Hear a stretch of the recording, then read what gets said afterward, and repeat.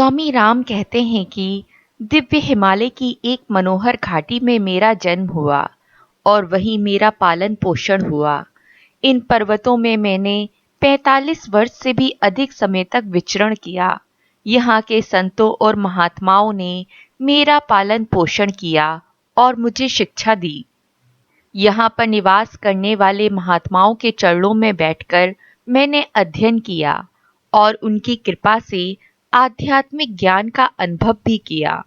पंजाब से कुमाऊं और गढ़वाल तक, नेपाल से आसाम तक, सिक्किम से भूटान और तिब्बत तक फैले हुए हिमालय के गूढ़ स्थानों की मैंने यात्रा की।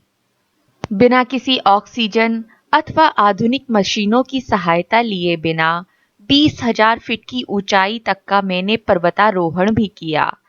इन पर्वतों में विचरण करते समय कई बार मुझे भोजन नहीं मिला, बेहोश भी हो गया, किंतु किसी न किसी रूप में मुझे देवीय सहायता प्राप्त होती रही और मैं इन पर्वतों में विचरण करता रहा।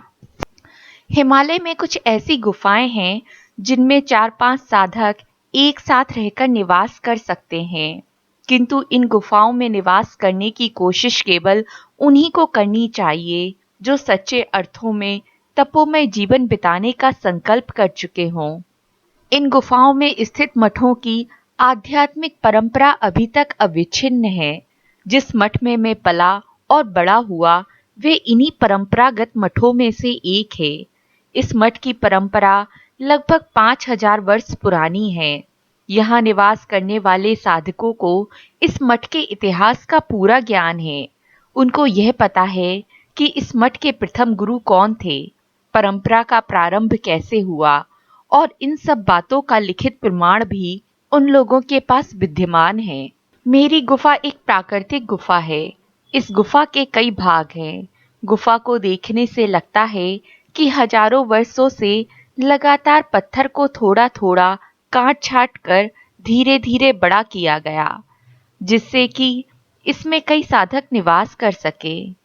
यहाँ निवास करने वाले महात्माओं ने जैसे तैसे भी इसे आरामदायक और शांतिमय बनाने का प्रयास किया। इसमें किसी आधुनिक सुख सुविधाओं की आप आशा नहीं कर सकते। यहाँ स्नान घर, रसोई घर अथवा अन्य सुविधा की चीजें प्राप्त नहीं है, फिर भी यह मठ सुचारू रूप से चल रहा है। गुफा के भीतर प्रकाश के लिए जड़ी बूटियों से बने दीपक का प्रयोग किया जाता है। जब इस दीपक की लौ को बुझा दिया जाता है तो उससे एक सुगंध उत्पन्न होती है। इन दीपकों का प्रयोग सुगंध और प्रकाश दोनों के लिए किया जाता है।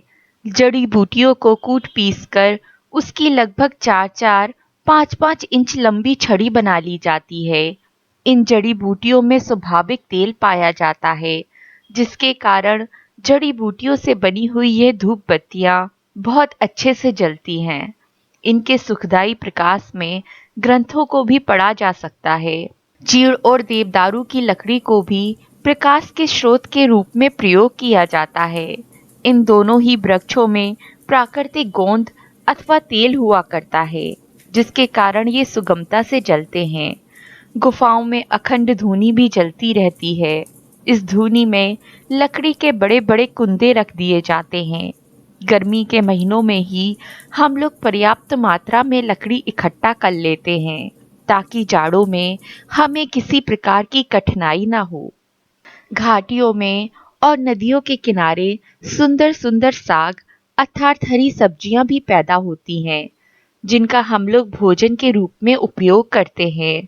इन पहाड़ों में मशरूम, लिगोर, पोंगल और पालक जैसे अनेक प्रकार के साग उत्पन्न होते हैं। कई प्रकार के कंदमूल जैसे परोर और गोमती भी पर्याप्त मात्रा में पाए जाते हैं।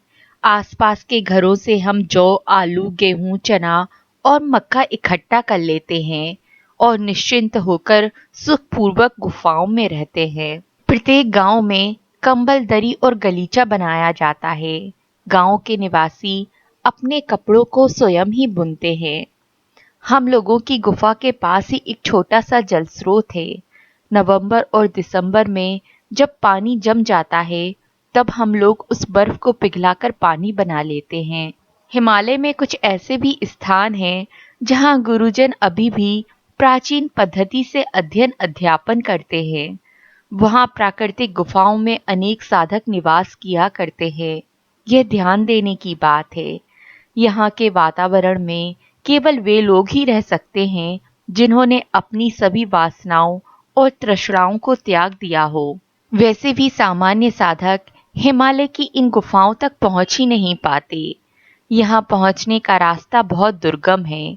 ये गुफाएं इतने एकांत में हैं कि मनुष्य यहाँ थोड़े ही दिनों में ऊब जाता है। उसका मन उचट जाता है। वह शीघ्र ही भागने की कोशिश करने लगता है। यदि कोई भावुकतावश अथवा जीवन से रूठकर किसी सिद्ध पुरुष की खोज में हिमालय की यात्रा करता है तो इन गुफाओं तक किसी भी प्रकार से नहीं पहुंच पाता। श्रद्धा और भक्ति से भरपूर दृढ़ संकल्प वाला साधक ही इन गुफाओं तक पहुंचकर ज्ञान प्राप्त करता है और साधना किया करता है। जिन दिनों में पर्वतों में निवास करता था, दिन में केवल एक बार ही भोजन किया करता था। थोड़ा सा साग, एक रोटी और एक गिलास दूध, यही मेरा भोजन था। एक दिन मैं लगभग 1 बजे हाथ पांव धोकर भोजन करने बैठा। भगवान को अर्पित करके मैं भोजन करने ही जा रहा था कि इतने में गुरुदेव आ गए और बोले, रुको। मैंने कहा, क्या आज्ञा है? गुरुदेव ने कहा, एक वृद्ध महात्मा आए हैं। उन्होंने कई दिनों से भोजन नहीं किया है। तुम अपना भोजन उन्हें दे दो। मैंने कहा, मैं भी तो बहुत भूखा हूं।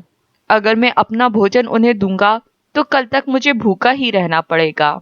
गुरुदेव बोले, अगर तुम एक दिन खाना नहीं खाओगे तो मर नहीं जाओगे, इसलिए अपना भोजन उन्हें दे दो। यह मेरी आज्ञा है। किंतु ध्यान रखो, भोजन श्रद्धा के साथ दो, प्रेम के साथ। केवल इसलिए नहीं कि मैं तुम्हें ऐसा करने के लिए कह रहा हूं। मैंने कहा, मैं खुद भूख से तड़प रहा हूं और आप कह रहे हैं कि मैं उन्हें अपना भोजन दे दूं, वह भी श्रद्धा के साथ। भला उसके प्रति मेरे भीतर कैसे श्रद्धा हो सकती है जो मेरा भोजन लेना चाहता हो? गुरुदेव ने मुझे कई बार समझाया, फिर भी मैंने नहीं माना तो उन्होंने जोर देकर कहा, मैं तुम्हें इन स्वामी जी को अपना भोजन अर्पित करने की आज्ञा देता हूं। तुम्हें ऐसा ही करना होगा। मैंने मन मार कर उनकी आज्ञा मान ली। वे वृद्ध महात्मा भीतर आए।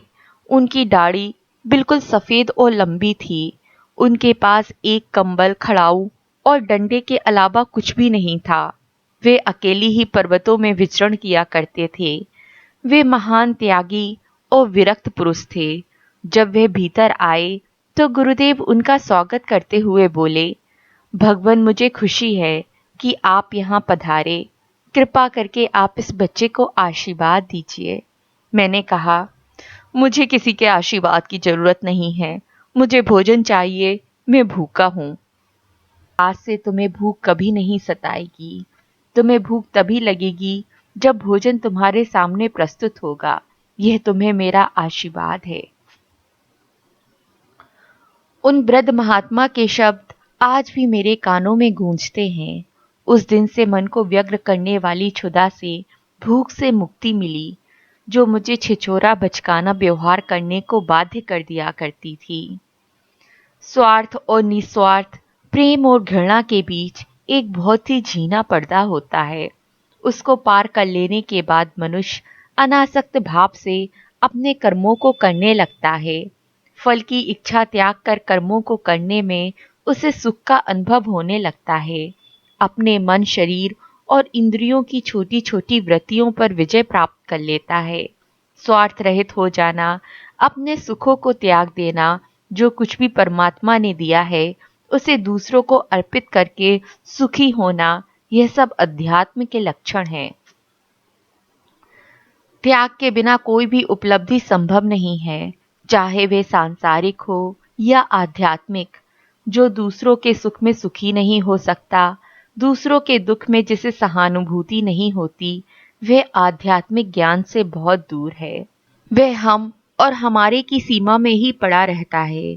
अपने को कष्ट में डालकर दूसरों को सुखी करना, भूखे रहकर किसी भूखे आदमी को तृप्त करना, यह आध्यात्मिक कर्म है। इस प्रकार के कर्मों को करने से हम पुण्य को अर्जित करते हैं और पुण्यवान साधक के भीतर ही भक्ति, श्रद्धा, उत्साह, साहस और बल आदि वृत्तियों का उदय होता है। बिना सेवा के मेवा नहीं मिलती।